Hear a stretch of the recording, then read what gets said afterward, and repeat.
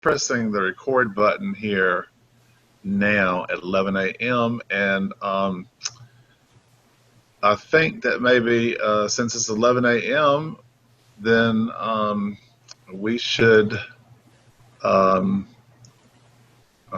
me see, where are my meeting participants? Here we are. So we should, I'm going to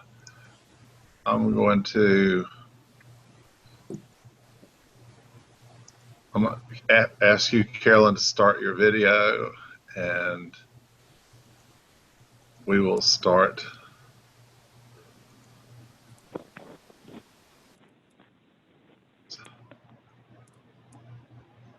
So I'm going to ask for everyone to start their videos and to unmute. Ask all to unmute. And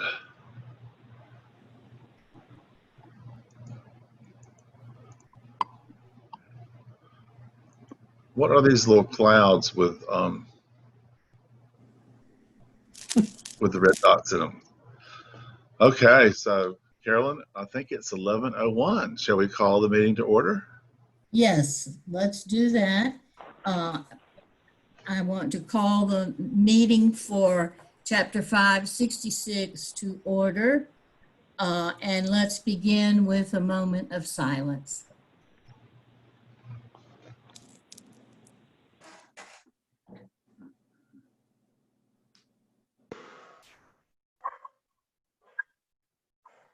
Will you please join me in the Pledge of Allegiance to the flag? Let's see. Where's the flag? Okay. Well, just when you're out of practice and everything else here. Let's see. Where is it? Where do I go for the share? Oh, the share's down below here. Screen share. And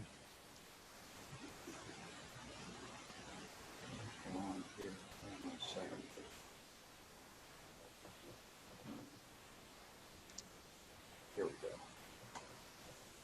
go. Okay. Can you all see the flag? Yes. Yep. Yes.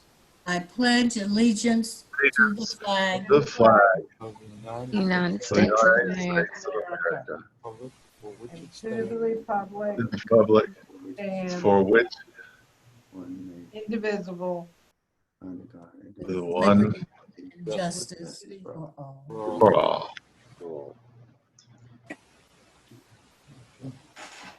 And I'll stop sharing right. Let me. Let's see.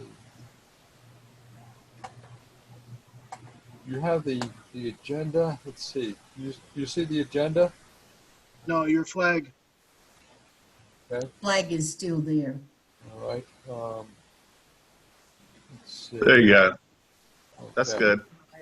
First, I would like to thank Tom Link for organizing our session today. This is the fourth one that we've done with Zoom or web or the new technology. And we have invited many chapter members in North Carolina, as well as our own chapter members at 566 to join us. I don't know how many have, but welcome to all of you. And I hope that you will enjoy our meeting today and that you can also think in terms of doing the virtual meetings. We don't want to stop having meetings because if people get out of the habit, then we're likely to lose more members. And that would be the last thing we need. None of us asked for COVID-19, but we have to try to cope with it, and we're all in it together.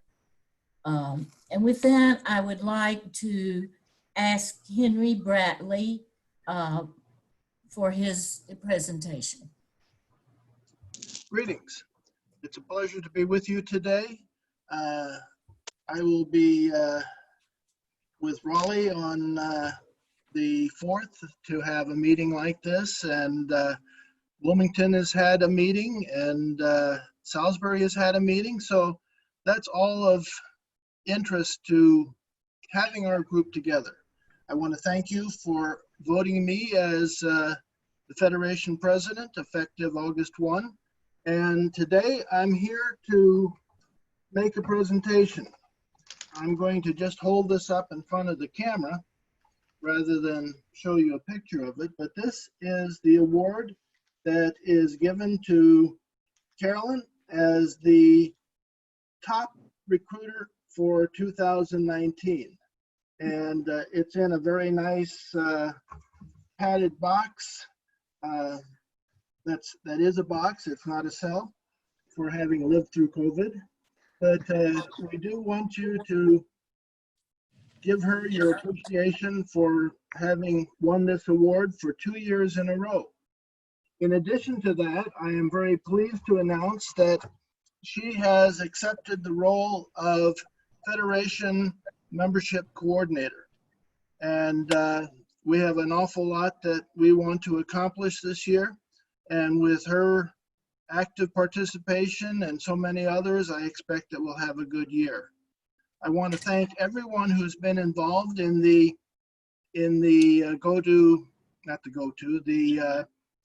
health fairs that we've had over the past years. Without them, it's a problem to recruit members. And if you don't have people helping, it doesn't work.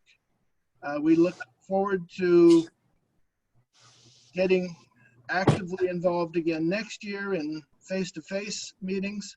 I did talk to Kimberly from Blue Cross Blue Shield. I had some cups that I was going to give her, and she indicated on Friday that they do not expect to be back in their building until January, and that they will be participating in any health fairs virtually. So we will be looking into more as to what they're doing so we can tag along. And I look forward to Carolyn's contacts for that. Again, congratulations, Carolyn, for winning this significant trophy 2 years in a row and for accepting the role of Federation Membership Coordinator. Thank you. Thank you, Henry. Thank you for all of your help. And congratulations on your being our next president. I Thank look you. forward to working with you, as do most of as many members as I know. We are very grateful for all that you've already done for us as a chapter and as a federation. And we look forward to 2 more years of working together. Thank you so much for your support. And with that, I would like to ask Mary Vickers to begin our speakers for today, introduction of our speakers for today. Are you there, Mary? Mary, you're muted. So you go down to the lower left-hand corner and click on the mute button.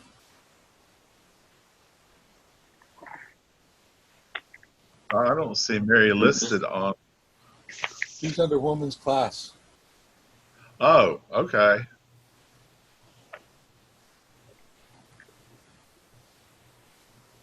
There's something that looks like a microphone on the far left. I got it.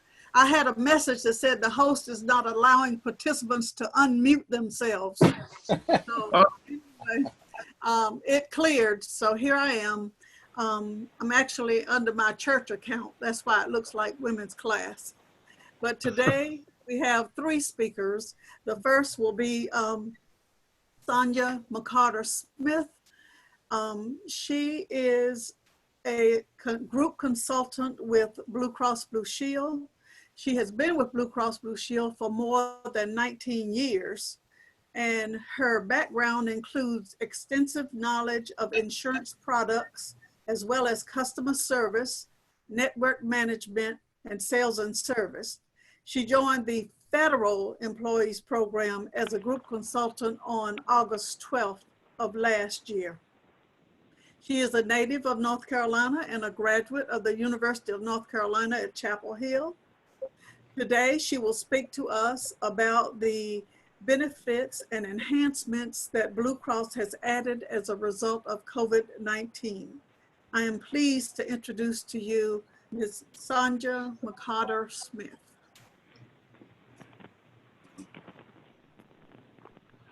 And Sanja, can you unmute yourself as well?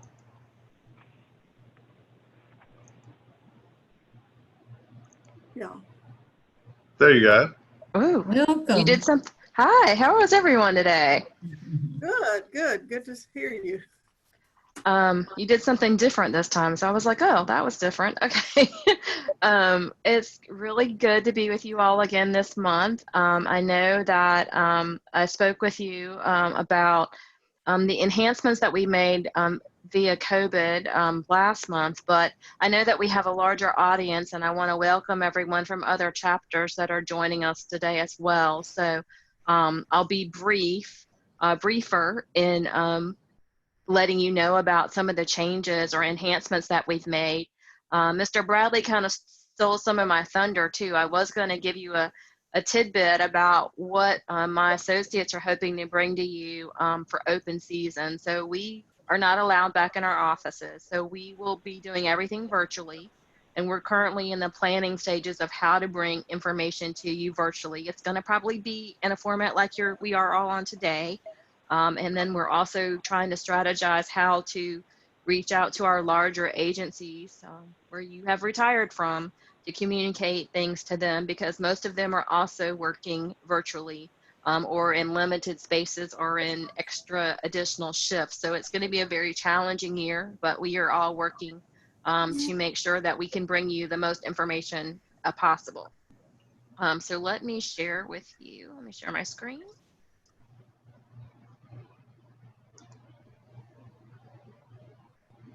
All right. So just to highlight for you what has changed as far as the Blue Cross FEP program as a result of COVID. If you are not familiar with our website, I advise you to get really familiar with our website, which is fepblue.org. This is the homepage for our site. We have added a COVID link to our site. So if I were to click on the Learn More section here, it's going to take me directly to coronavirus updates. So anytime that we make any kind of change as far as COVID is concerned, it will be posted on this site. The benefit changes that we made as a result of COVID began in March. And those benefit changes were that no prior authorizations were required for diagnostic tests and covered services as it relates to COVID. So if you need to be tested for COVID, there should not be any out-of-pocket cost for you to have that test, regardless of how many times you have that test. So I know of an instance or two where someone did receive a claim or bill as a result of that. Just allow that to process. And if it does not clear as no cost to you, then let me know. But they are working on those that did not get through the system effectively. There's no cost share for, as I said, for any diagnostic test or treatment as it relates to COVID. If you need to get a prescription refilled, especially a 90-day maintenance medication, we are allowing early refills, so that should not hinder you from getting your medication. Also, it allows you to go less frequently to the pharmacy to get a prescription filled. If you're not using mail order, I encourage you to start utilizing mail order at this time. That's a great way not to have to go to the pharmacy to get your prescriptions filled. And then also, even when you're getting your prescriptions filled, even though not through us, some of the pharmacies are allotting for mail order services at no cost to you. So that's another thing that you can take advantage of during this time. The other thing that's a big increase as a benefit is telehealth. A lot of people that have not used telehealth are using telehealth. For you all, there was not a cost on the FEHB plan on FEP Blue, but we made sure that there is no cost for telehealth benefits for anyone that is on our plans for the rest of this year. So that is a benefit that will remain intact until the end of this year. And they'll reevaluate that in January once we see what the COVID numbers look like. So the question I get most asked about is, what is telehealth? How do I use telehealth? How can I use telehealth? What's in it for me? So the first thing I said to do is make sure you get familiar with fepblue.org. The second thing I would advise you to do is register for telehealth. So how do you do that? You can go to our site here for telehealth, which is FEP Blue Get Care Telehealth. You can register by hitting the register button, which is here, or you can call Teladoc, which is our vendor for telehealth. So Teladoc, yes. The number for Teladoc is 855-636-1579. Teladoc is the only vendor that we are authorizing for the services that are covered for you at 100%.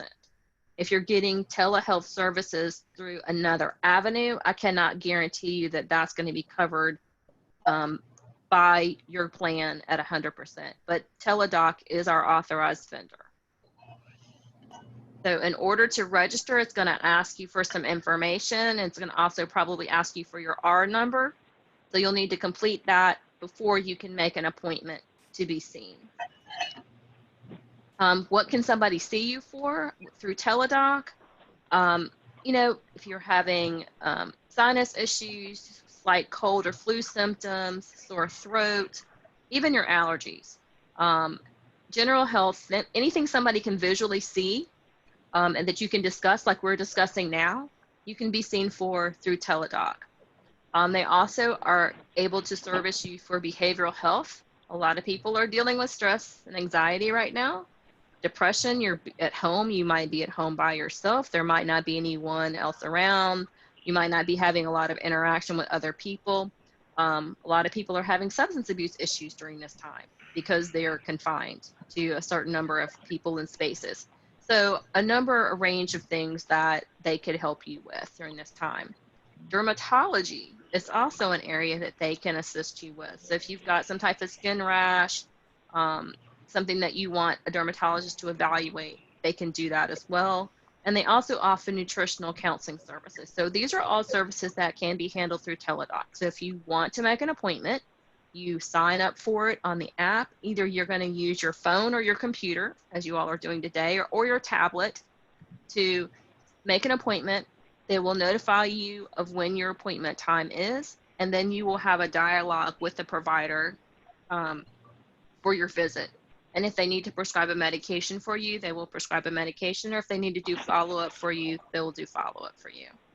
But it's just as simple as, like we're meeting today, in order for you to schedule an appointment with a provider and then be seen by the provider and have a conversation and be seen. So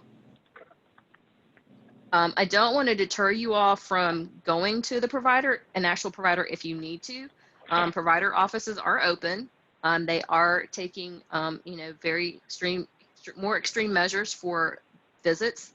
I have been to the doctor during all of this, so you know you will get your temperature taken before you enter the doctor's office. They will ask you a couple of questions before you go to the doctor's office. You will wear a mask for most of your visit unless they need to look into your eyes or your mouth or your nose.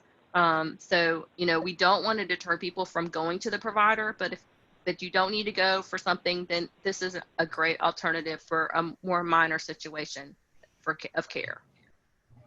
Okay. The other thing that is new that I want to talk about is called My Strength. My Strength is a benefit available to you through Livongo. We talked about Livongo during open season because Livongo was our new provider or vendor for our diabetes management program. But they've partnered, we've partnered with them to offer a program called My Strength that offers you mental health and wellness as a result of COVID. Just trying to help individuals with other avenues to deal with stress and anxiety and depression and just, you know, it sucks. We're all at home. We're not doing what we want to do. We're not meeting at Bullock's today. I mean, it's sad, right? So this is a program that's available to you at no cost. It's free to you for the rest of the year. If you'd like to register, registration is free. They're just going to ask you to register with your name, a username, and a password. And you can explore all the different meditation, stress relief sessions that they have available to you through Livongo.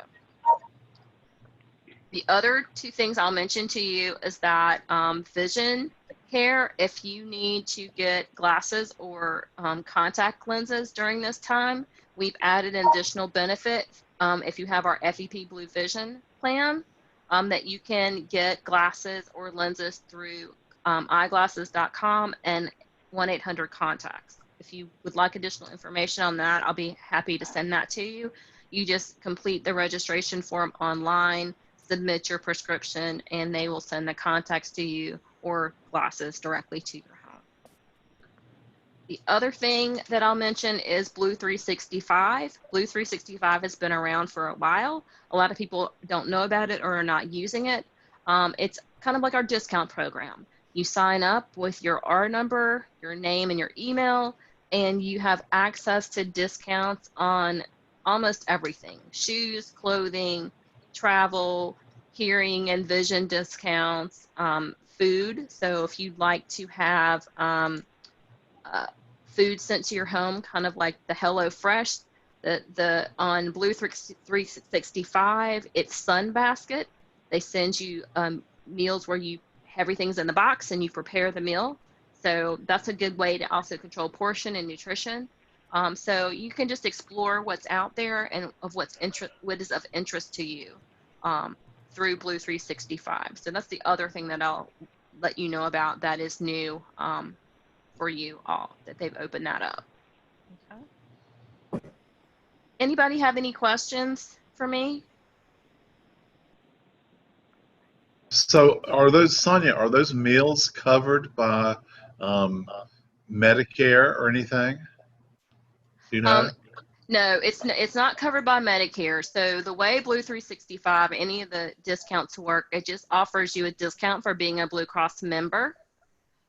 So you're getting the deal. Let's see if it'll let me, I'm not logged in, if it'll let me click through. You're getting the deal at a reduced cost. So for Sunbasket, for example, it's 40% off plus an additional 10% off when you join. So usually with like a lot of some of these, like especially the meal plans, you know, you get so many meals a week or a month for a certain dollar amount. Usually the first one is, you know, extremely reduced, but you sign up for it and then you don't want it anymore, you disenroll from the program. So you're not charged the higher cost. But it's just a good way to test out different programs to see, you know, which one might be best for you. And through Blue 365, you're getting our discount. So it's a negotiated discount that we've arranged with the different vendors. So even footwear, you know, if you need a new pair of sneakers because you're doing a lot of walking, you can get a discount on those and then it can be sent directly to your home. So if there's something you're looking for, if something you're in the market for, I know at our house, everything seems to be falling apart because we're home and we're using it more. I've been doing a lot of cooking, so you know, a lot of different kitchen tools and things that I'm needing that I've worn out or I want something else. It's always a good place to look for something first before you just go to Walmart or Target to get it.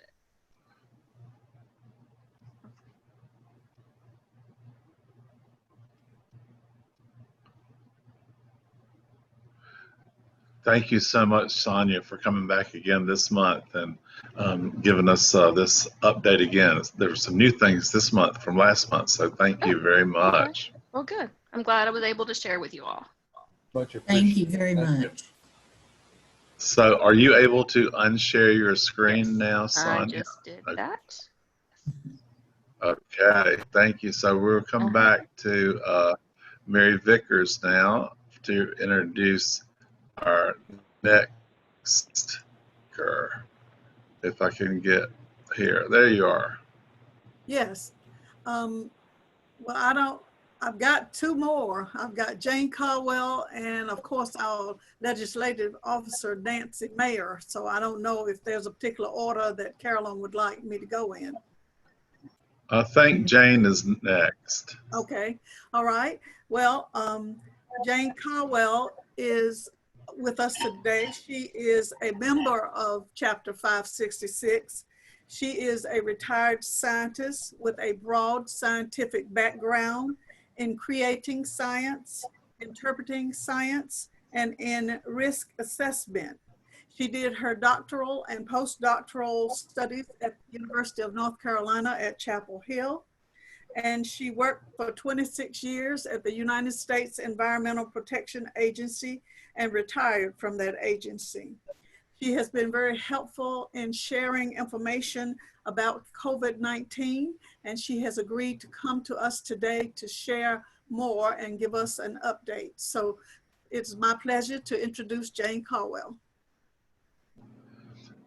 And Jane, if you would unmute yourself, I just I think did. you can actually, Can you hear me now? wonderful.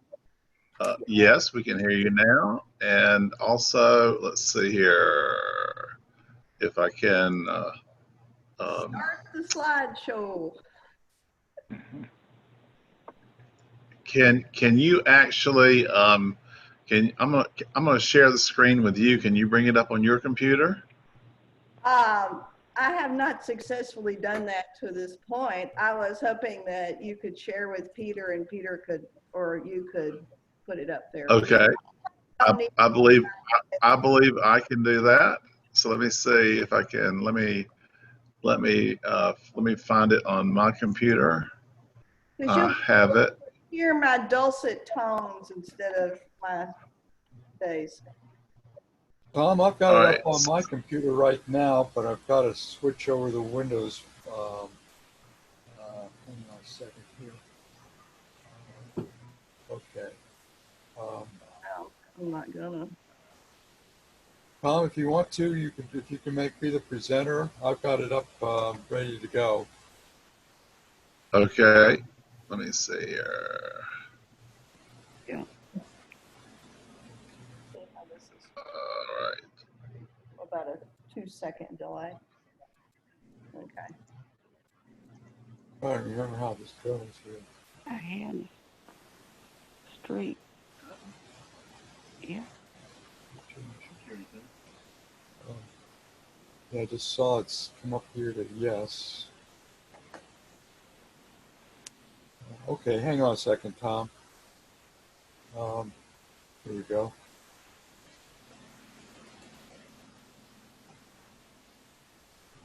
Let's see if I can put this on over here. Can you see it? Yes. Yes.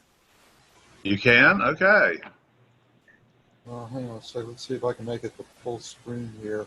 I see the agenda. I don't see Jane's presentation. Hang on a second here. Somehow I've got this, which, okay. All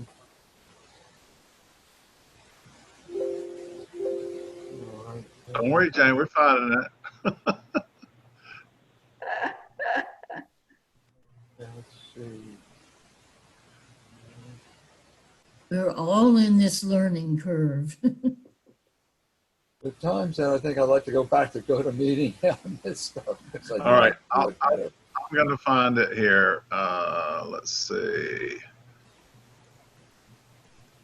Okay, here it is. Here's the COVID-19 update.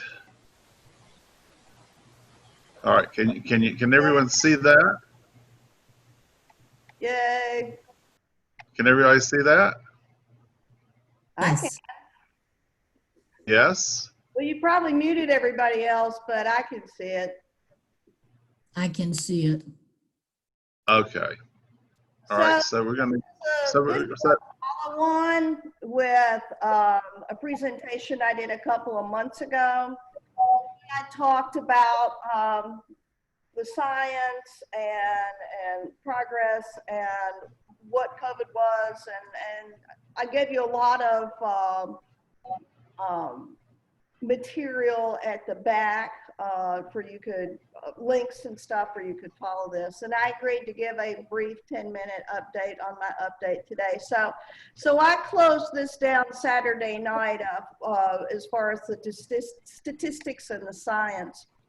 So here we are. We flattened the curve. This is from the BBC. You can see what they have for the US, and everybody's using Johns Hopkins's data, is that March through June, we were flat in the number of daily cases. And then as people started going out and opening up, our cases have gone up. So we flattened it, but we didn't get rid of it. And the curve of death usually follows about 2 weeks the curve of getting it. So we've rolled back essentially 2 months worth of progress in the number of cases. We have fewer cases in New York, but now we have California, Texas, and Florida taking its place. So next slide. Europe locked down, took it seriously, wore masks. They were horrified by what was going on in Italy. And they were able to decrease their rolling average, and they are now opening up, but everybody is wearing masks and continuing to social distance. And they're able to try to get some schools back going. But you can see where the US, we are not where Europe is. We continue to have, as Dr. Hove said from Yale, we have the response of a developing country rather than a developed one in how we've dealt with COVID. So what about North Carolina and Durham?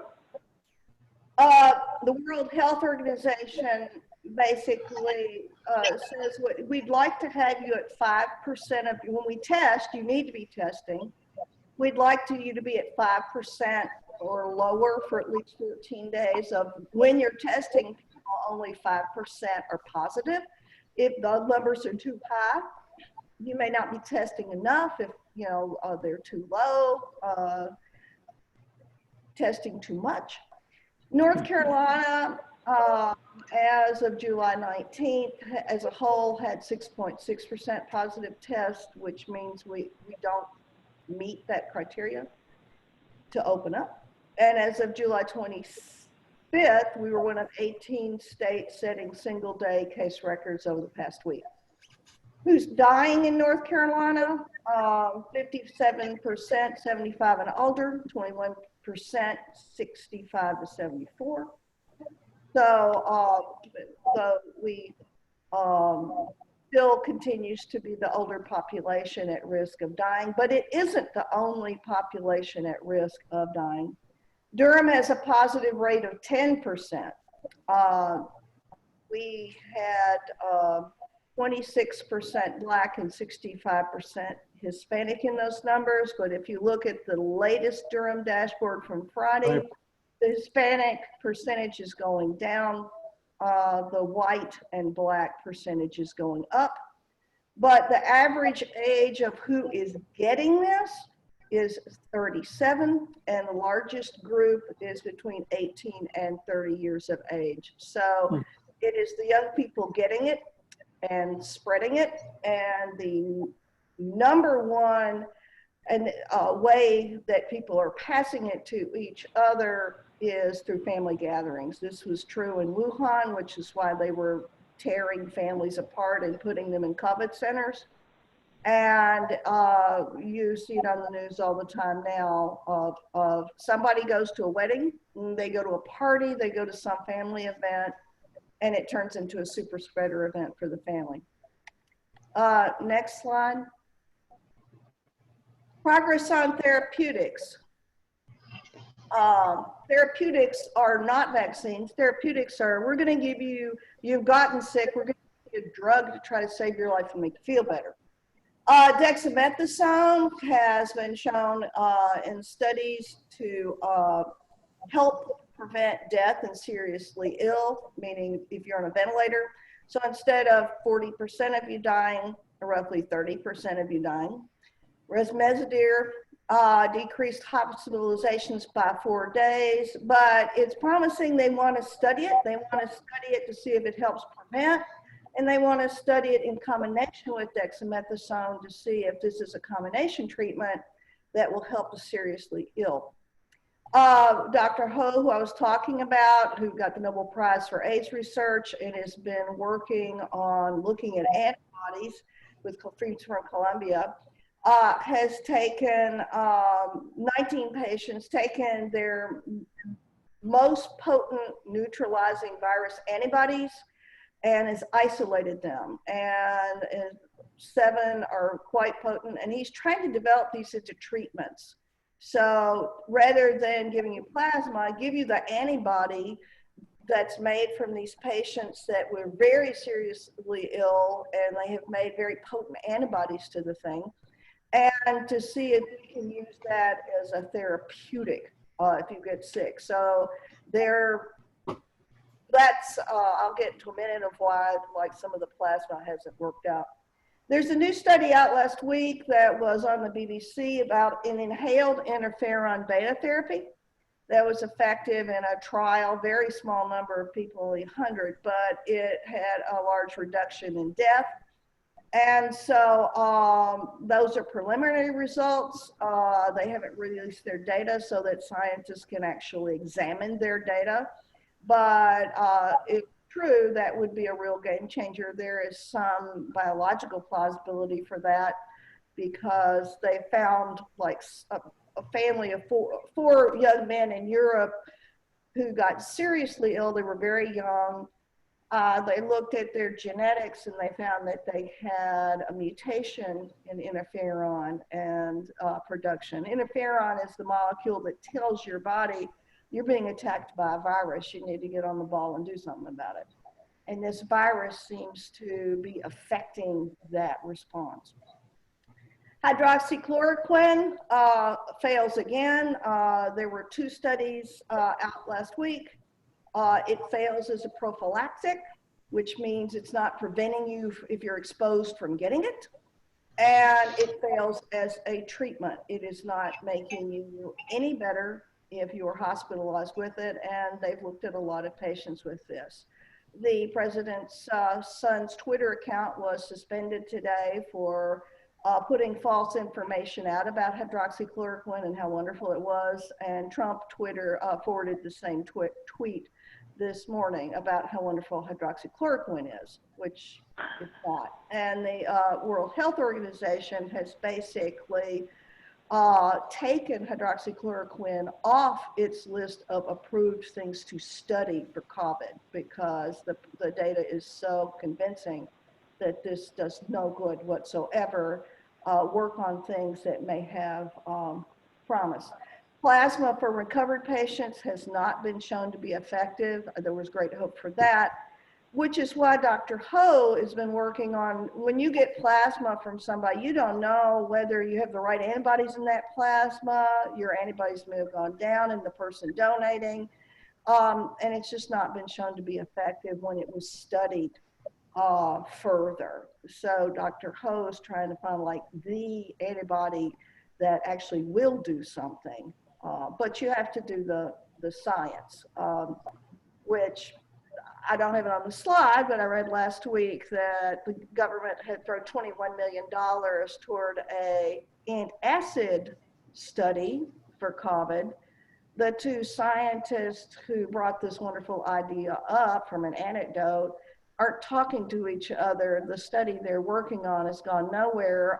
Evidently, Steve Mnuchin facilitated that money being thrown out there without scientific review, basically saying we can't wait for these dodgy scientists to do something on that.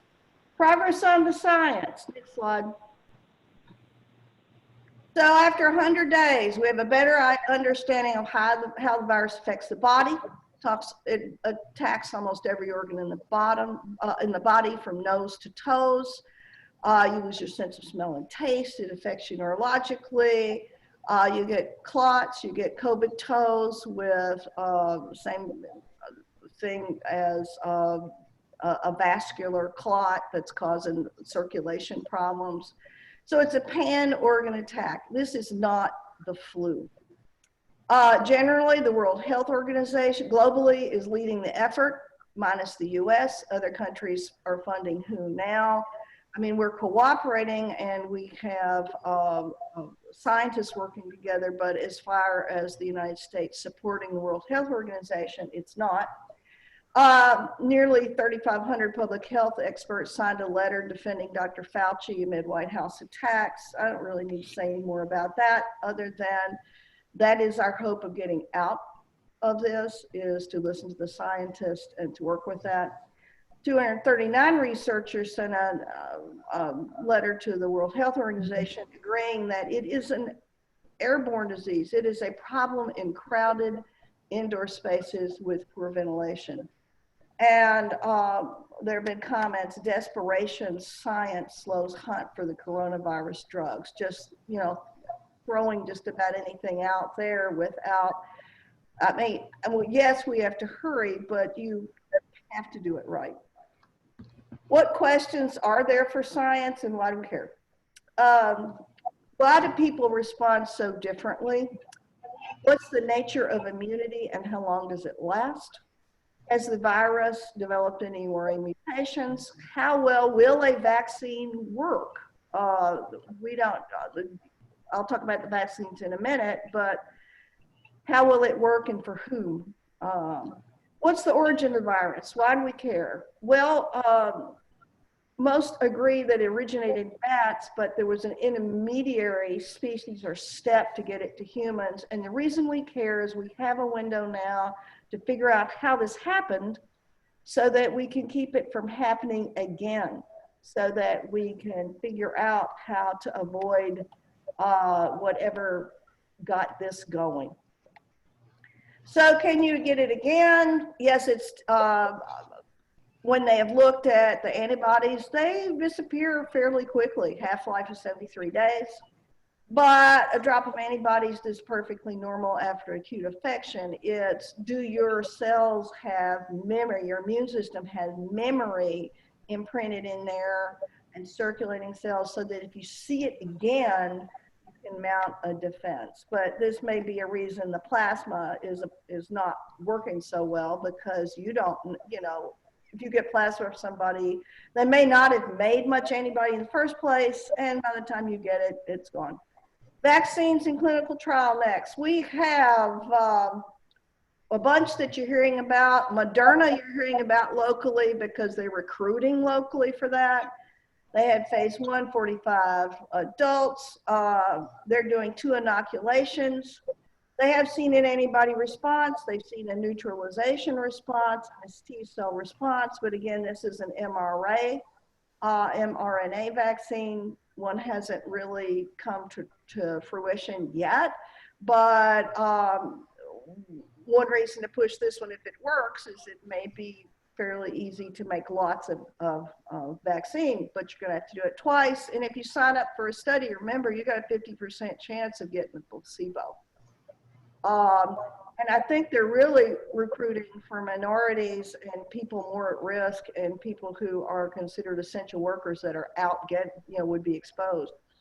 The Chinese vaccine, they just released their results. It's an adenovirus type 5 vectored COVID. They're in phase 2. They're using a single inoculation. They've got an antibody response and a neutralization response. They didn't report T-cell. T-cells are important here. The AstraZeneca one from the UK reported their results this recently. Again, a vectored vaccine, 2 inoculations, they see antibodies, neutralization, and T-cell. Johnson & Johnson's starting a clinical trial in September, but they can catch up. If it works, they can make millions of doses by January, they say. But as Dr. Fauci said, the vaccine will not be widely available until several months into next year. Just getting it made is not the same as getting it distributed. And it is going to be an ethical and logistical question of how to do that. And it's not going to work if people aren't going to roll up their sleeves and get the vaccine, or the vaccine's not available. And again, there's no guarantee it'll work, but that's where we are with that. A couple of months ago, we weren't at clinical trial yet, and so they're going. So what do we do in the meantime? Fauci, I don't see us eradicating the virus, but with good public health measures, we can control it, which is epidemiology 101. Wear a mask, socially distance, wash your hands, do not touch your nose with your hands, do not have super spreader events. Bars, indoor restaurants, churches, mega churches, 650 cases have been linked to 40 churches. Test, you've got to have testing. You can't have 8-hour lines for people to test. You have to have effective testing so that if you have an outbreak, you've got to identify it quickly, track and trace it, and contain it. There was a letter signed by a large number of physicians that basically said there's a national response needed, reset and control this virus. The piecemeal, this state and then this state just ensures that it will be going from one place to another and just keep popping up. We don't have interstate travel restrictions. Some states are trying to have restrictions, but one state could have it under control and then somebody brings it in on an interstate highway. Why did we not have a bunch of super spreader events with the protests? I was worried about that. Well, a lot of them wore masks and they were outside. The events where you get it tend to be indoors, poor ventilation, and families going to that wedding or that birthday or that bar. The original CDC guidelines stated, what about schools? That schools should not reopen if the virus still requires mitigation in the community. And I told you the World Health Organization basically said you shouldn't have over 5% with the virus for more than 14 days. So last Friday, there was a report that the new school guidelines that just got released last week, the White House staff had written the preamble to and had sort of put CDC's name on it, encouraging schools to open. Yes, children are less likely to spread it, but children to 10 to 18 are just as likely adults to spread it. I know I've seen reports of 50% of the teachers are concerned about going back to school, and I've seen some states reporting that 1/5 of their teachers are quitting rather than go back and be exposed because they are in a high-risk group.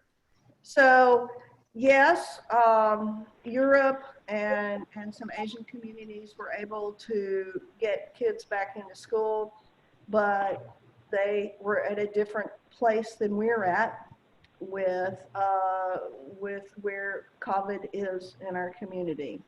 So there is good news. Science has been able to do in 6 months what usually takes 6 years to do. And the world is working on this. But you still have to do your part and not spread it in parties, bars, gyms, and whatnot, and take it seriously. That's what we all can do. And so that's COVID land. Wow. Thank you, Jane. That was a great, great summary. And thank you for working over the weekend to make sure you had the absolute up-to-date information on this. It's changing daily. And so this was really so interesting, the information you presented. Thank you. Well, it's hard not to be on COVID overload, and I had to hold my nose and really get into it and look at up-to-date science. What does the science say? Because it's changing so fast.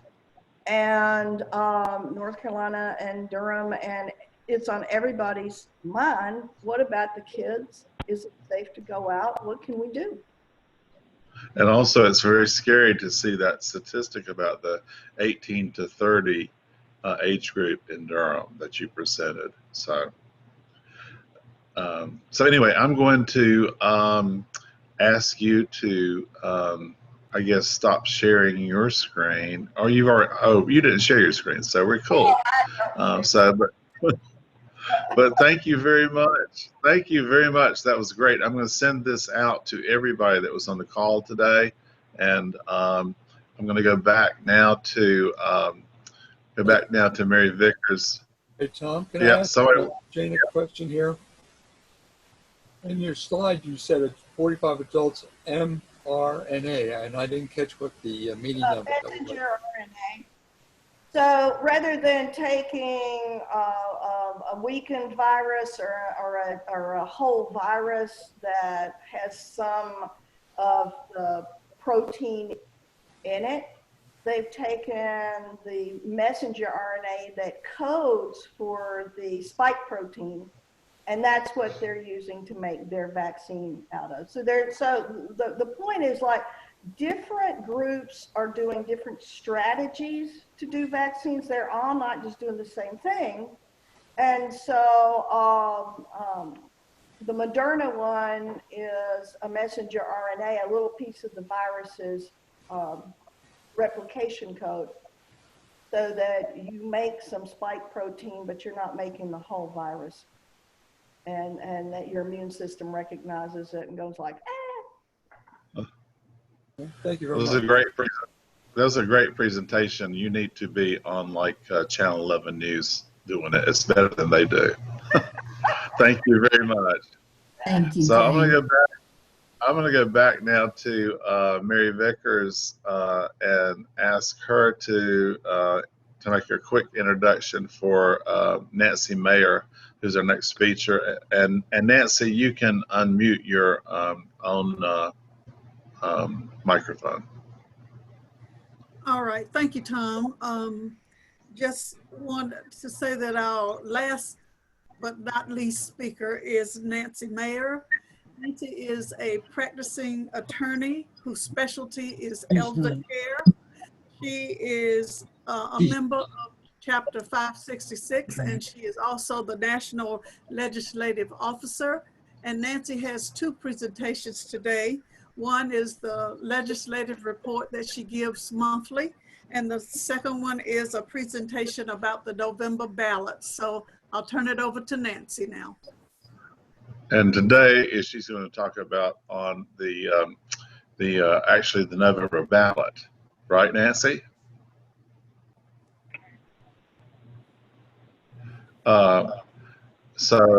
Nancy, you can unmute your own. I believe you can unmute your own speaker there. Now I can. Okay. All right. I couldn't do it before. I kept trying and it wouldn't work. Okay, I'm going to share my screen. I have a little PowerPoint on the voting. There I am. Can you all see that? I'm going to share the screen. Yeah. All right. You should be able to now. Slideshow from beginning. Can you all see this or not? We can see you. It's not working. You should be able to share your. You should be able to share your screen. Okay, I tried before. I tried. There's no way for me.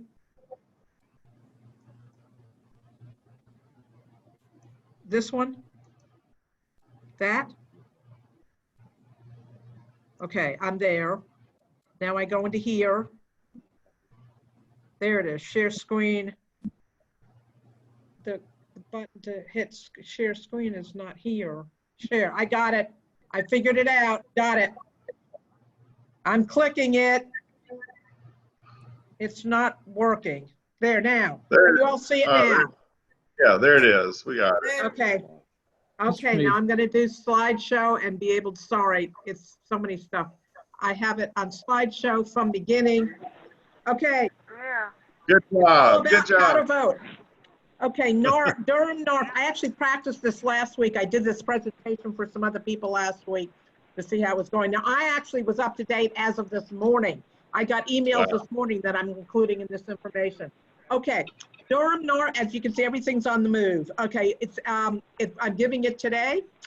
Voter registration. First, you have to check and make sure you're registered. Please, please register to vote. You can check on this site to see if you're registered to vote. Everyone's going to be getting this PowerPoint. There are hot links here, so you can click on this and check to make sure that you're registered to vote. It's the same It's the same email, it's the same site I've given you before every year to check if you're registered to vote. You can check for yourself or so somewhere else. Yes? Yes? Did you want to ask something? Okay, so check to make sure if you're registered. If you're not registered, go register. Ballot federal positions. President, this is what's on the ballot, guys. It's really long. President, Vice President, 1 U.S. Senator, the Tillis position, and all U.S. representatives are on the ballot. Ballot state positions, the governor, lieutenant governor, attorney general, auditor, commissioners of agriculture, insurance, and labor, and the secretary of state. Our dear friend and person who's shown up many times is on the ballot. Please vote for Elaine Marshall. Okay, wait, I shouldn't have said that. Never mind. Anyway, ballot state positions continue. Superintendent of Public Instruction, treasurer, a third of the state, North Carolina State Senate districts in Durham District 20 and District 22 are both up for election. And all North Carolina House of Representatives are up for election. State judicial positions, a lot of people forget about these. Please don't. If you want to know who to vote, you want to give some ideas on who to vote for, I'll be happy to talk with you offline. Anyway, North Carolina Supreme Court, Davis, Newby, and our Chief Justice Beasley are all up for election. In the appeals court, Bryant, Dillon, and McGee are all up. So please, please do not leave until you voted for everybody. Then we have the county positions, Durham County Board of Commissioners, Durham County Register of Deeds, Soil and Water Conservation Districts, School Board at Large, School Board Consolidated District A, and School Board Consolidated District B are all on the ballot. Do not leave until you get to the end of the ballot, guys. These down ballot issues will affect your life. Please, please vote on them. Finally, we have the judge positions locally. North Carolina District Court Judge, District 14, Reinhardt seat is up for grabs. And Reinhardt is still running, so if you still like her, you can vote for her again. NC Superior Court Judge, District 14A, the Hudson seat is open. You like Judge Hudson, you can vote for her again. If not, you can vote for the other person. Okay. The schedule, absentee voting begins September 4th. Deadline for voter registration is 10/19. October 9th. October 9th is the deadline for voter registration. Do not wait for them, guys. Go in now and register. Do not wait till October to register. October 15th, one-stop early voting starts. October 27th, deadline for requesting absentee ballot. 10/31, Halloween, one-stop voting ends. I wonder if there's something about that being Halloween. And finally, November 3rd, the general election day. Please do not wait till the last minute to get to vote. Please do not register. Do not wait for the last minute for any of these other ones. These are the deadlines, but please do it early. You can do it early. You can't vote often, but you can vote early. Okay. Absentee voting request schedule. Any registered voter can request absentee now. No reason is needed. Information is on the website that's on that I'll be giving you. The actual form is the other link. You can do this now. I've already mailed mine in, and I've already gotten a card back saying they got it from me. On September 1st, you will be able to request on a website. I'll go over that a little later. And on 10/27, last day to request an absentee ballot. Please, one more time, do not wait till October 27th to do this. They can correct your request if you send it in early. And please, please, please send it in early. So if somehow you mess up the form, they can come back and get you and tell you how to send it in correctly. Durham County Register of Deeds is going to this much trouble. Please give them the time to do the work they want to do. Absentee ballot request process. Absentee ballots must be completed by the voter or a near relative of the voter. Once you get the form in, you can mail it, have the address here, you can drop it off in person, you can email the form to this email address, or you can fax the form to the number. So you have 4 ways you can deliver it. I mailed mine, but you can do it any of these other ways. Please do it early, and do it now. Okay, moving on. If the absentee ballot requests future mode, they're required by state law to have a website that you can request an absentee ballot on September 1st. They're required to have it, and this portal's supposed to allow electronic signatures. So you can do it all electronically. I wouldn't wait for this. First of all, it doesn't give them time to correct it. And second of all, I'm not sure how well this website's going to work. When there's so many other options to use, please use one of the other ones and do it now. Absentee ballots, when you vote, only one witness is required on the container envelope. Used to be required, you needed 2 disinterested parties. Now it can be anyone, it can be your spouse, it can be your brother. I don't think your dog counts, it has to be somebody over 18. Okay, witness must also print their name and address on the side of the envelope. Witness must be 18 or older and not a candidate or spouse of the candidate. That's the only restriction. Must be 18 and not a candidate or a spouse of a candidate. Return the envelope. Return envelope will contain a unique barcode which you will be allowed to track on the return ballot. You can track the receipt on the NC lookup. If you remember the website I told you how to look up your voter registration, that's the same place you're supposed to be able to look up to see if they got your absentee ballot.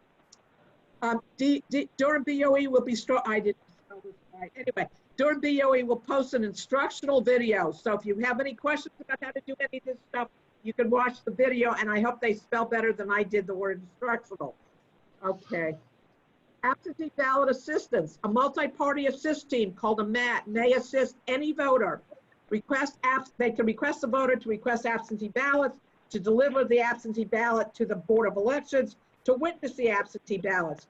Previously, you could only do this in nursing homes, group homes, or hospitals, but now anyone can request it. But I was unable to find out how you request it. I just know the help's supposed to be available, and it's supposed to be a way that you can request it. Who pays for the new voting procedures? This is going to cost a lot of money. The CARES Act, remember the CARES Act is going to provide 90% of the money, and the state budget has already budgeted North Carolina's 10% share. So we don't have to worry about coming up with the money. The budget already contains it. Help America Vote Act also has additional federal funds that the state can ask for if they need it. If you decide to vote in person, poll workers need PPE. They also have PPE, cleaning supplies, and single-use pens. Yes, they're going to have thousands of pens for people to have. Cleaning occurs throughout the day, social distancing required, and new poll worker roles to enforce social distancing. So there'll be one extra poll worker at every location to make sure everybody's standing 6 feet apart on the line. Those lines are going to get really long, guys. Do not do this if you can at all avoid it. Vote early on absentee ballot, and either vote early or have absentee ballot and do it. The absentee ballot will be even better. The takeaway, I hope you get the point. This is a very important election from the top to the bottom of the ballot, and please, please register to vote, get your absentee ballot, and more importantly, vote. Are there any questions? Nancy, what about, this is Pete Eckhoff. It seems like the presidential candidates may still be up in the air. Trump is not liked by the Republicans, and Biden has maybe some health issues. What's going to happen if both are not candidates for president? You should, they're both going to be there for now. If something else happens, you'll be getting a lot of information on the news on what to do then. Okay, right now we're assuming they're both going to be there. Even though Trump may not be liked by the Republicans, nobody's talking about taking him off the ballot.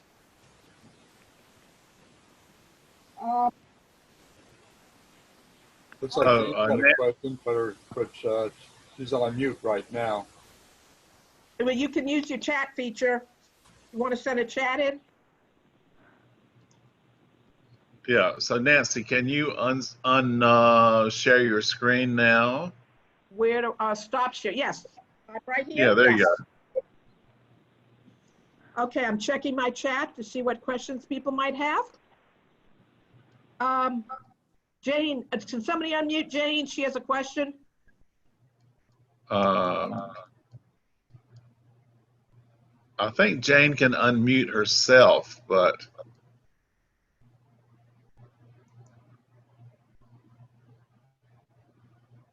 Well, while we're waiting for that to happen, I'm gonna be sending an updated set of slides for distribution. All right, Jane. At least with the word instruction spelled right. Anyway, Jane, what's your question? Okay, I had two questions. One was, I did send in my absentee ballot request, but I never got a confirmation. So can you provide information of how I can track and make sure they got it? Because I never got a confirmation from the mail. Well, I got a card from the Board of Elections. Well, what I got was I wasn't confirming it. I got a card from them, but the timing is such that it seemed to be related to my sending in the absentee ballot request. What I got was my voter registration card. Yeah, that's what you got. That's what they do. Okay. Oh, okay, and my other question is, they had a thing on the news this week where they did 100 absentee ballots, and then they mailed it to a post office box to try to simulate what a mail-in ballot would be. And they then went to the post office box to pick up these absentee ballots, and they couldn't get them. They were in the back somewhere. They had to get somebody in charge to finally find them. And out of the 100, 97 were in a pile and 3 never made it. So is there some sort of, a way, as we mail these things into the Postal Service, is that being taken into account, that the Postal Service may be late, or some of these things may go in a black hole? Well, the black hole I can't answer. I do know, because it's going to be a lot harder to be counting these absentee ballots, that in Durham County, they're adding an extra 2 weeks onto the counting, which is why you should get your ballots in early. They're going to start 2 weeks earlier than usual to start counting them. So the idea of getting lost, but you can track your absentee ballot on your voter registration site to see what's happening there. So you know when it's been, because it has that unique barcode on it, you can find it out. If these things start going AWOL, I actually know people that could figure out what the hell's going on. So if we land up with these things not showing up, I can get back to you then.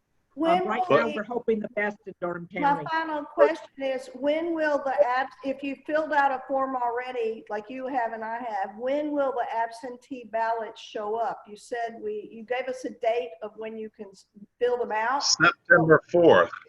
September 4th is when you should be expecting them about. Okay.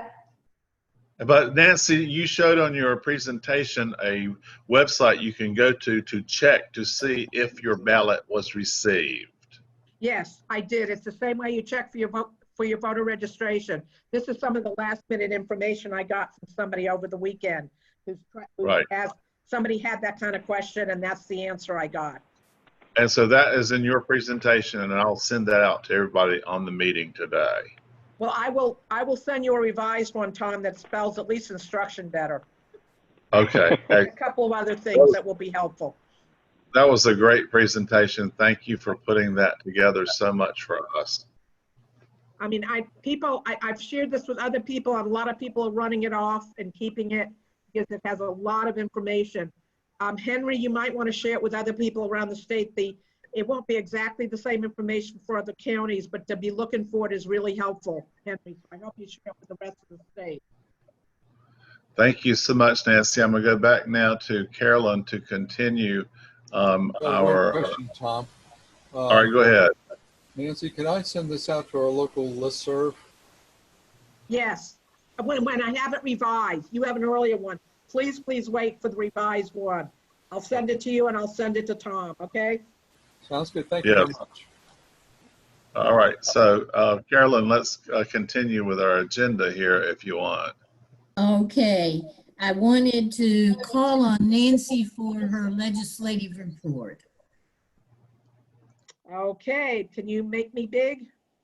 I am going to make you big, girl. Here you are. I love being big. Okay. Guys, this is 11 pages. I'm not going to read it all, but I'm going to give you a summary, and you're going to be getting not hard copies, but you'll be getting an electronic copy with all the hot links on it. So you can look up the stories that you're most interested in, and look and see and get the specifics. So the first thing is just a selection of some Supreme Court decisions. The first one is one that says that Trump could fire the consumer. He could fire the head of the Consumer Protection Agency, and that might be why there's been a spate of inspector generals getting fired, because he's been given a lot more control over firing people. The abortion rights one, they said the former decision was that they couldn't do it, and they said we're not going to change our mind a couple of years later. And so the decision that was going to limit abortions has got struck down by the Supreme Court. Little Sisters and Poor Saints case, it allows employers to opt out of Affordable Care Act mandating guaranteeing no-cost contraceptives. So it's letting people get out of the contraceptive one. Supreme Court says, and finally, well, Trump versus Manhattan says that wait, did somebody mute them who's messing with something? I'm having trouble speaking over you. Okay.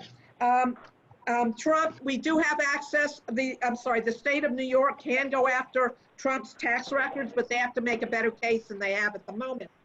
Some people think this was a Trump win because nothing's going to be done before the election. So we will not be seeing his tax returns before the election. And finally, this is from, I used to do tribal law in North Carolina. Tribal law says that half of Oklahoma, the eastern part of Oklahoma, is actually tribal lands. And no one knows what that means. When that usually is made, it's going to be hard to sell houses in that part of the state.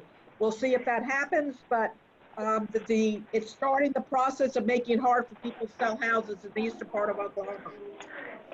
Bipartisan House members called for 3% pay raise. So people that are currently working for the federal government, they're asking for 3%. No one knows if they're going to get it. The thrift board chairman left June 30th, so if anybody has TSP, the board is now different. If you want to know where your tax refund is, I have a website where you can figure out, there's a website called Where's My Refund? And you can check on it. I have the hot link here and you can check that out. TSP adding more life cycle funds. Anybody on the call that has a TSP account, there's more funds for you to choose from, and that also has a hot link here. TSP participants can now submit withdrawal and loan forms online. Used to have to do this differently. Anybody who's a TSP participant, if you need to withdraw or loan, you can do it online.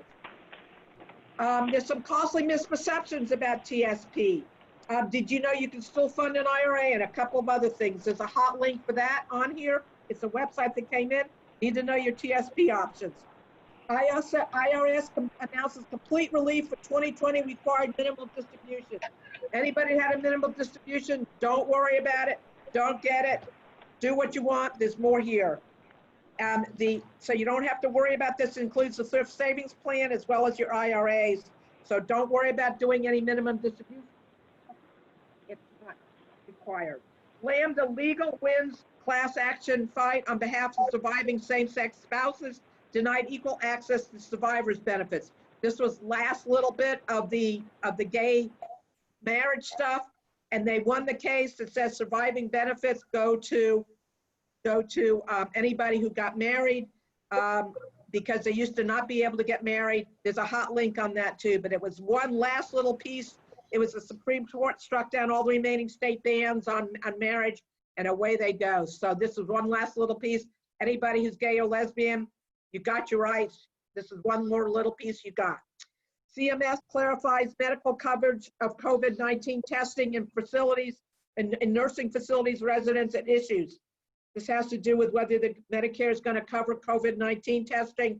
Hot link here. Basically, it's going to be covered, but it tells you how to make sure you get it. 60-day limited period for FSA, FFEDS exchanges to existing elections. There's a new open selection period starting July 1st for 60 days where you can change your FSA plan. So anybody who has a FSA plan can change it in that period. That applies to current federal employees, not so much to retirees. CDC changes COVID-19 guidance on how long patients need to be isolated. You probably saw this. It's only 10 days from the time the sure turns out 10 days is long enough. You don't have to go 2 weeks, and it's really good. I have a hot link here about that. GAO, to improve CPI indexes used to calculate retirement. They're looking at improving them. You guys know I've mentioned this before, what index they use. They're looking at using a better index, maybe one related to the elderly. Hasn't happened yet, but they're looking at it. In the state, Dominion Energy drops plans for gas pipeline in Western Virginia and North Carolina. Yay, guys! This is something I've been involved in for a while. I did consult with the Sierra Club on it. They used my ideas, but it's all over, guys. As an environmental person who worked on this, I'm really glad. Cooper, North Carolina, schools are open with some classes and instruction, but state remains still in phase 2. Okay, the schools, you all know this is county by county. Durham is doing virtual, at least for a while. Wake, I think, is going to go virtual. I don't know if they've decided it as of now, but they're close. Orange County is virtual. Citing bad coronavirus trends, Cooper issues mask mandate. Now it's national. And Durham, we've been living with this for months. They just made it statewide. You must wear a mask when you're outside and can't socially distance. Gyms and the roller coaster, you probably heard about this. Gyms they couldn't open. Then they could open if they could prove that people had a medical need. So then gyms all open and said, if you sign on this sheet, we're going to assume you have a medical need. And not so quick, guys. The new executive order said it's a limited basis, and the gyms have to see your medical documentation that you need to go to the gym for medical reasons. They can't take your word on it like they used to. So it goes. If you want to go to the gym, you probably shouldn't be going now anyway. But anyway, they might be open, but they might not. But even if they're open, you have to show a medical need, which is a note from your doctor. I don't know how many doctors are going to be giving those notes, but if you get one, you can go. Okay, ACE still can't race. There was a judge that said, this is the speedway over in Alamance County. The judge said, can't race, can't be there, can't do anything. Governor Cooper imposed it. Governor Cooper was ready to put them in, well, they took them to court, and the judge said, no way.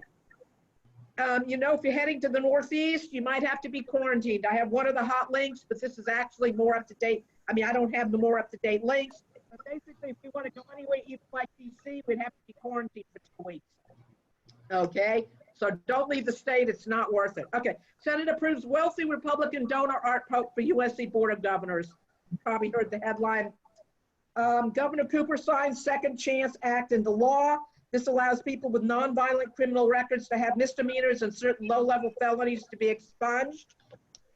Great idea, good idea. People made mistakes when they're teenagers, can now get it expunged and not hold it over their heads when they're trying to get future jobs. Also, emergency order protects voters and election workers in 2020. We have that. I have the link here. You can see it. A whole bunch of stuff with mandates. Durham County is already out ahead of this. In the county, 7 testing sites are available in Duke and Durham County. Duke has 2, CBS has 3, Lincoln County, Lincoln Community Center. There's no need for a doctor's referral anymore, and I have a link for you to go find out which one's closest to you. Durham County COVID data reflections. Jane already went over all of this. Hispanics are going down, white and black people are going up. Age is what it is. It's moving around. Okay. And Durham Public Schools vote to move classes online. Durham Superintendent, this is not the right time for interscholastic competition, so they've canceled all the athletics too in Durham County. Pretty interesting, a lot of stuff there, a lot of links there. You can look at it all. I'll be sending a corrected copy when I send the PowerPoint of the voting to everyone, so you'll be able to use the hot links.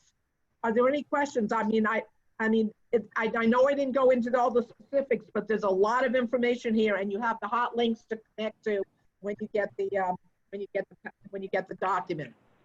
But are there any questions you can't hold yourself on? I'll look in the chat. Anybody have anything in their chat they want to talk about? That was fabulous, Nancy. Thank you so much. And Henry, you might want to share this with people outside as well. There's a lot of information outside of Durham County. So Thank you. I Thank guess you I'll very, very pass it much. on to you. Thank you so much. And so, Carolyn, I'm going to throw it back to you, and we'll continue with our agenda. And I wonder if Peter has any treasury report he wants to give us. Peter Eckhoff. Hi. Yeah, we've got about an $1,800 working balance. The data we're getting from National is questionable. It's reasonable, but what's happening is that with the transition from the old accounting system to the new accounting system, they overpaid us on the dues that they sent to us based on what had been our previous numbers. And so they're clawing back some of that data that they paid to us in excess. I'm not sure how much they're doing it. There's no solid amount. And so we're just kind of playing it by ear. We've got enough cushion to do a lot of things, but that's the way things are. And so right now we're in good shape. We're watching it, and I don't want to really press National to reconcile everything. I think they've got their hands full with the transition and all the bugs we've been finding and everything else. And plus COVID on top of that, and working from home and security online and everything else. I think we'll just let it be, and we'll go along with whatever's going until we can really get a handle on what's going on. So anyway, we're in good shape. We've got money in the bank, and we're paying our bills. Thank you, Peter. I appreciate that. Good shape and money in the bank sounds right to me. Thank you, Peter. You're welcome. What's next? David, how about any issues with the newsletter?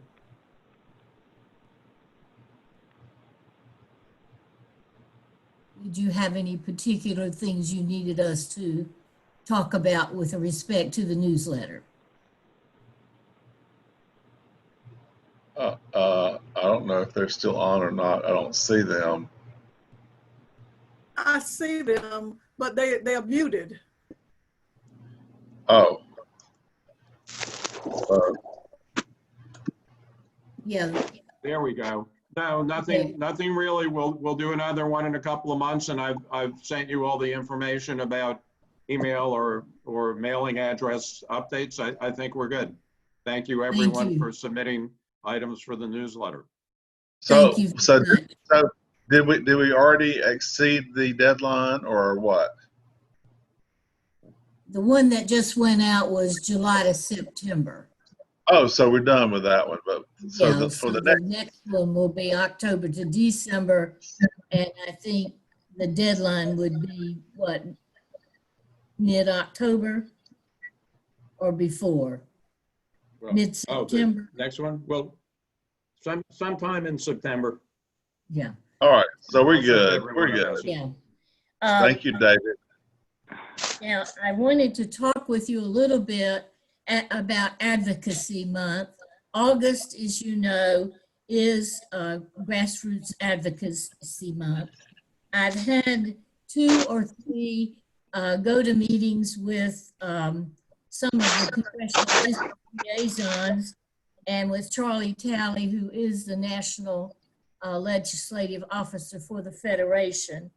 What we're planning to do this year is to try to set up virtual meetings with all of our congressmen, and we're working on that. We've asked them for dates, and I'm not sure quite how that's going to work. But if you look at your August NARFE magazine, I received mine yesterday, but it has a wonderful article about what we're going to be addressing. As you know, NARFE has an agenda which we try very, very hard to communicate with all our congressional representatives about. This year, we're going to be focusing on WEP, and we're going to be encouraging all of our congressional officers, legislative directors and representatives to focus on working together to get WEP passed. And the other issue, main issue, is the bill, which is a COLA for seniors. Instead of using the Yes. WI, see, well, anyway. Have you had enough of this? Yes. So have I. What? Okay. Sorry. Okay. Now, Uh, so the other top of the legislation is the support for more accurate COLAs for seniors, which have to do with the HR 1553, which is the Fair COLA for Seniors Act. So I welcome you to look at the NARFE magazine from for August, starting on page 36. There's a very good article telling you about what we wish to accomplish in Legislative Grassroots Month. I happen to be the Congressional District Liaison for the 1st Congressional District, and that is with Congressman Butterfield. I've already requested a date where we could do a virtual session with him. So those are the things you can write to your congressional leaders about, asking them to please support.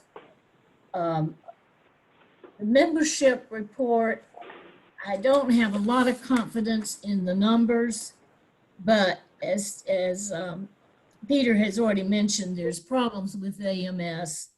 I received a long list of people who supposedly have dropped their dues. Some of them are current members. So what I'm working on is trying to get that all cleaned up. Some of them are mistakes. So if I contact you and say, why haven't you paid your dues? If you have, please present or let me know some kind of proof about whether or not you have paid your dues. They don't have everything posted at National yet, but we are starting to get some numbers. And according to their numbers, we have a total of 154 chapter members, and there are 96 members who are national only, who are in our region, which would make us have a total of 250. And I do believe that it's a little bit higher than that on the 154. I think it's at least 155 or 56 from what I'm being able to determine at this point. But I will be. Carolyn, can I just say that as I talked to you the other day, you know, I experienced a problem where my credit card, of course, I had a breach on a previous one. And so they canceled me out of my membership because it wouldn't go through. I think you said you and Frank had a similar problem. And then they didn't send me an email and say that they couldn't process my credit card. I had to call them. And then the lady in membership said, oh, we've had big problems transferring from the old system to the new system. Let me get your. So I think we've got a lot of old system, new system problems going on here. So that they're working out. I have about 40 to 50 members on my list, and I've been trying to gradually contact them. But the two that concerned me most were that 2 of our officers were not listed as members on our chapter. Like me. Pardon me? I said like me. Yeah, there was you and one other. We can't have you serving as officers if you're not members. So they need to get the data straight, you know. So I'm working on that with National to try to get the information up to date. I also wanted to talk a little bit about the Federation election. You probably have seen all the data, but our officers were Henry Bradley, who is our Federation president. Charles Talley is a Federation vice president. Sam Crane is the Federation treasurer, and he was the incumbent. And David Phillips is the secretary. He has been the secretary for a couple of years. Most of the bylaws changes were accepted and adopted. And so that's all over. I have numbers about how many ballots they sent out and how many were actually returned, but I won't bother you with that. It was a low number compared to the members, but anyway. And then in your August NARFE magazine, you will also see your ballot for voting for the national officers. You have the choice of going online and voting online, or in your NARFE magazine, you have a paper ballot. You don't need to do both, but you need to do one. And for either one, you have to have the special PIN number that they gave you on top of the hard ballot in our NARFE magazine of August. You also have seen who's running for election. Some of them have sent out emails this week. We have Ken Thomas, who's running unopposed as the president. And we have the current incumbent plus one other person, and you can read their bios in your March, I think in your March NARFE magazine. Important thing is to please vote. We do have for Region 10, which we are part of. Region 10, we have our current Region 10 president, Bill Shackelford, and we have a former vice president of the North Carolina Federation, Robert Allen, who is also running. And for ethical reasons, I won't say who I think you should vote for, but you read the mail and you decide and look at their websites. They're all listed. And I think we received this week bios and information from both of those candidates. So just be sure to vote. And I believe the deadline is August 31st. But as Nancy said, don't wait until the 31st. Go ahead and get your ballots in. They went live online on July the 20th. So you can do it now without any difficulty. And Tom, did you have something you wanted to say about the NARFE PAC report? The only thing to say about the NARFE PAC report is that from the last report, we're showing 2 less sustainers than we had previously. We were the state's #1 NARFE PAC sustainers with 5. Now the last report shows that we have 3. And I think that probably part of that is this credit card problem with national, with people who've had breached credit cards that they couldn't process. So I talked with Ross Apter, who is the NARFE PAC director, and he's gonna get back with me and tell me which credit cards and which people they're having problems with. But I wanted to encourage all of our, Frank and I both had problems. Our credit cards were compromised, and he called me to tell me or sent me an email. So we may be. And also, and I was one of those people too. So I just wanted to encourage any people in Chapter 566, if you want to be a sustainer, again, it's as little as $10 a month on your credit card, which is $120 a year, which is less than going to Starbucks once a month. You can be a sustainer, and it will help so much in keeping our health benefits low and keeping our COLAs on track. Those people are doing the jobs that we can't do in Washington. So thank you for your support, and thank you for making us #1 in North Carolina. That's all. Thank you, Carolyn. Thank you, Tom. I wanted to end the reports and just mention 2 people that you all know, and I know that you might want to send them cards or something. Beulah Latta was 99 on July the 4th of this year. Helen Hilderman, are you still with us, Helen? Yeah. Oh, happy birthday. Thank Happy you. birthday. Thank Helen you. will be 97 on the 31st of July. A major I think accomplishment. that's wonderful, wonderful, wonderful. So if you feel like giving them a call or sending them a note, I bet they would like that. Do you have any big plans, Helen? No, no plans. I'm a prisoner here. Right, you all are in lockdown still. Yeah. Well, we wish you the best. Thank you. Thanks All of very us. much. The best. And now, And also, you know, if folks, you know, tell folks who are still on the call, you know, if you don't know what Helen Hilderman's mailing address is, it is Helen Hilderman, 2600 Crowsdale Farm Parkway, A244, The Homestead, Durham, North Carolina, 27705. Again, that is, I'll just repeat that to you, is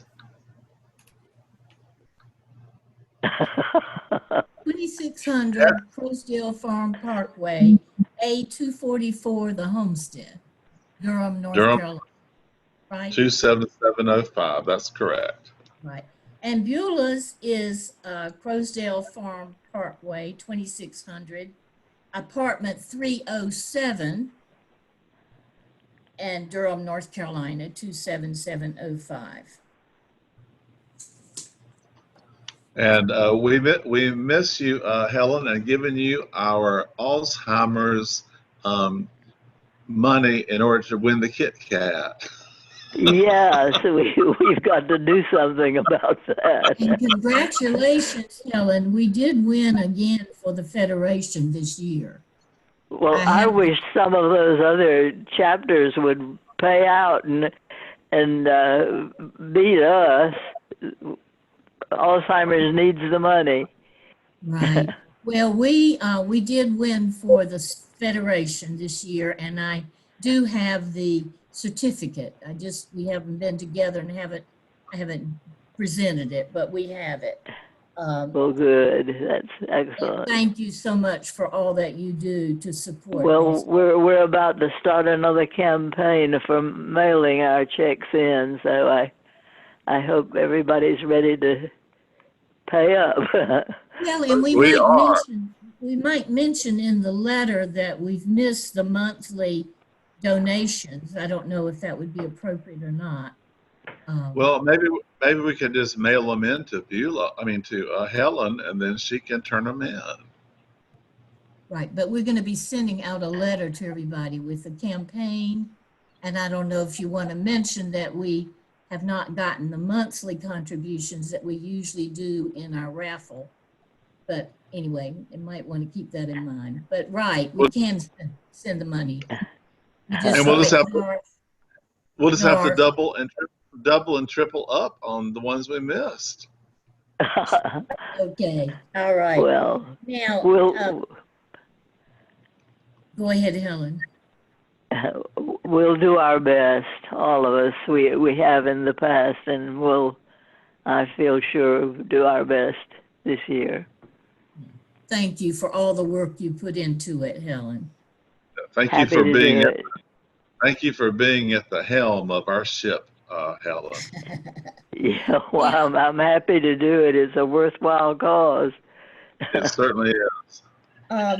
Mary, I don't know if Sherry is here or not, but do you have any programs planned for us, Mary? Well, in the month of August, the presidents, Tom and you, have agreed to get a speaker. And normally we try to get someone who is a legislator. So I don't know if you all have made contact, but I have not done anything with August because we gave that month to you and Tom. Right. Well, I've been in touch with Butterfield, and I'm trying to get some feedback from him. I haven't gotten any yet, except that they will allow him to do a virtual speech to us sometime in August, but I don't have a specific. I'm also asking Craig to participate with us virtually if he can. Craig Meyer. Because he represents both Durham and Orange County. So we'll see if he can be on with us, and I haven't heard from him yet. We can also invite Congressman Price because he represents quite a number of people in our state. But Charles, Callie and I will be working some more on that as we go along. So anyway, now I would like to just open the floor to anyone who has comments or suggestions or questions before we close the meeting.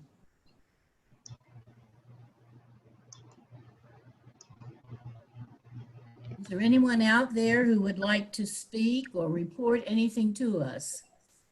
We still have 14 people online. At one time today, we had as many as 27 or 28 participants, which I thought was magnificent. Great. That's almost as many as we have at a regular face-to-face meeting. Yeah. Right, with barbecue and fried chicken. I do not know. I just do not know when we can have another face-to-face meeting. Right now, it's very much up in the air. This may be our new normal for a while. So we'll have to figure out things that are of interest to everyone. Of course, Well, I wish y'all could all come over to my house. I'd make you a tomato sandwich and or a pimento cheese. We may be there.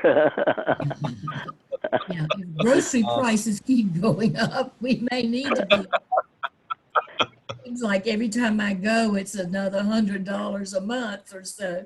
But anyway, so we want to thank everyone who did participate today. I especially thank Henry for coming up and joining us from Chapel Hill. We wish you a great tenure as our president of the Federation. I know that you will be a very good leader for us. We all look forward to working with you and supporting you in this adventure. Congratulations, Henry. We are so proud of you, and we expect to get a lot of kickback money from you.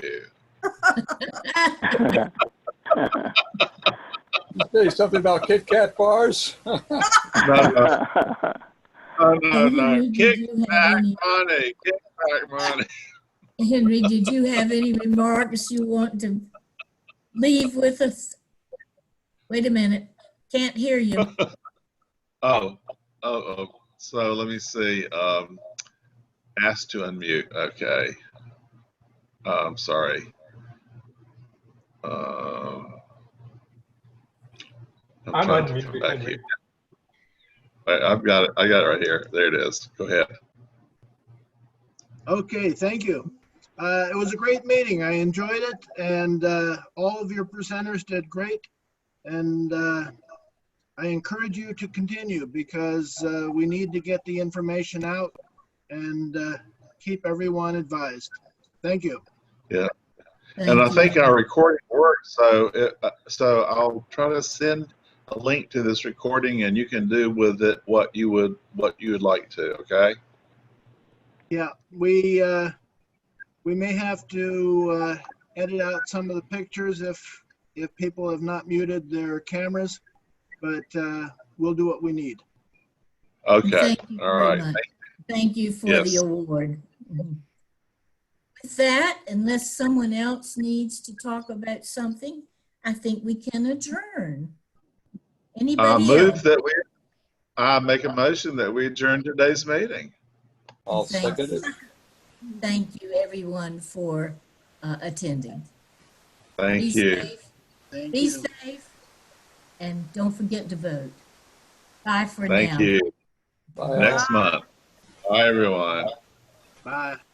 Bye. Bye-bye. Bye, Helen.